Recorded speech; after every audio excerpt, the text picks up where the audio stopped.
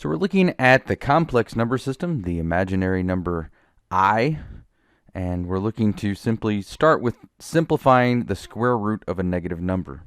Now the principle that we're using, if you'll remember, is I squared equals -1, which in the real number system is impossible, but that's why we have the complex number system with this imaginary number I. And if we take the square root of both sides, we get I equals the square root of -1. So that's essentially the principle we're using, the concept that we're using to simplify these expressions. So the square root of -81. We do this similarly to how we would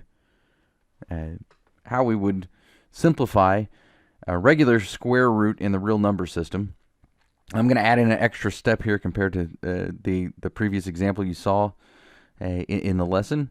If we rewrite this as the square root of -1 times 81, then by using the properties of square roots, we know that this is the square root of -1 times the square root of 81.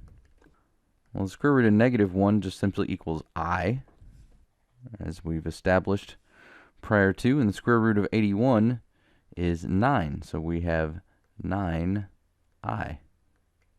Same thing with part B. We have this equals the square root of -1 times 5, which equals the square root of -1 times the square root of 5, which equals the square root of 5I.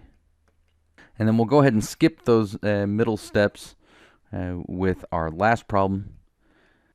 Part C, we have the square root of -18. Well, that equals the square root of 18 times I.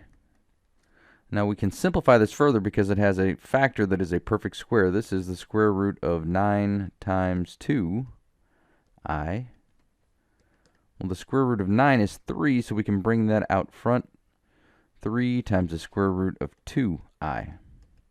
And again, it's just a matter of simplifying based on the fact that our relationship for the square root of -1 is that it equals the imaginary number I.